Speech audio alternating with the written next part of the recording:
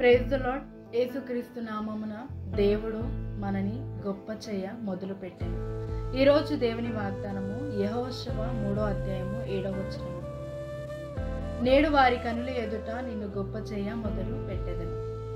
మరి ఈరోజు దేవుడు నీ పరిస్థితిని చూసి నీ అవమానమును, నీ కష్టమును, నీ బాధను, నీ నిందలను, నీకు ఏదైతే లోగా ఉందో, ఏదైతే అన్లోనుందో, నీదేదైతే బాధతో నువ్వు బాధపడుతున్నావో, ఏ నిరీక్షణ లేక నువ్వు కలిగి ఉన్నావో, ఈ సమస్యలు ఎవరు విడిపిస్తారు, ఈ బాధలు ఎవరు తొలగిస్తారు, ఈ వ్యక్తిని ఎవరు మారుస్తారు, ఈ వ్యక్తితో నాకు ఎప్పుడు విడుదల కలుగుతుంది, మరి ఎలా ఈ వ్యక్తిని ఎలా మార్చాలి అని ఏ విషయంలో నువ్వు బాధలు పడుతున్నావో, పిల్లల విషయము, భర్త విషయము, భార్య విషయము, కోడల విషయము, కొడుకు విషయము, అత్త విషయము, ఏదైతే బాధపడుతున్నావో దేవుడు ఆ బాధ నుంచి ఈరోజు నిన్ను విడిపించి వారందరి ముందు వారి కనుల ఎదుట నిన్ను గొప్ప చేయ ఉద్దేశించినాడు గనుక ఈరోజు దేవుడు నీతో వాగ్దానం చేసుకున్నాడు.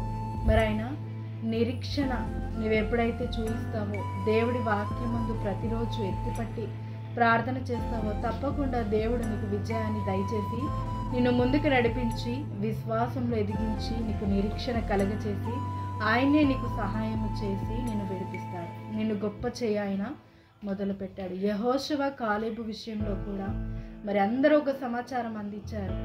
మరి దేవుడి విషయమై దేవుడు ఒక మాట చెప్పినప్పుడు వాళ్ళు విధేయత చూపించారు. దేవుడు ఒక మాట చెప్పినప్పుడు వారు గమనించి దేవుడు మన యందు సంతోషిస్తే తప్పకుండా ఆ ఒక పాలు తేనెలు ప్రవహించు దేశాన్ని మనకి దయచేస్తాడు.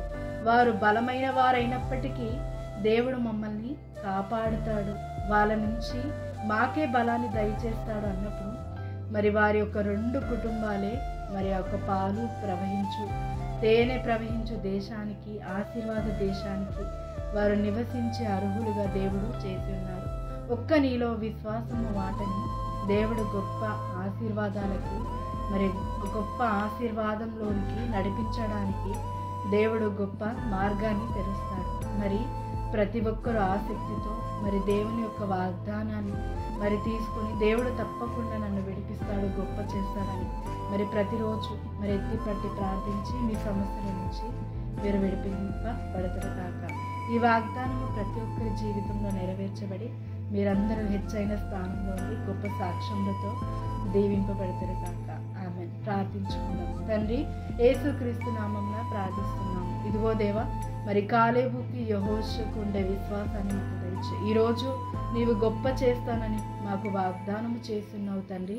ఈ వాగ్దానము నెరవేర్చువాడు నీవే, దానికి బలాన్ని దయచేవాడు నీవే, సహాయాన్ని దయచేవాడు నీవే, మమ్మల్ని గొప్ప చేయవాడు నీవే.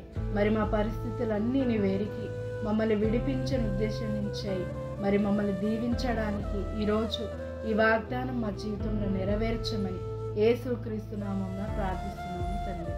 ఆమేన్. ఆమేన్. ప్లీజ్ లైక్ చేయండి, షేర్ చేయండి. మరి అనేకులకి మరి సువార్త నిమిత్తమై మరి ప్లీజ్ షేర్ చేయండి.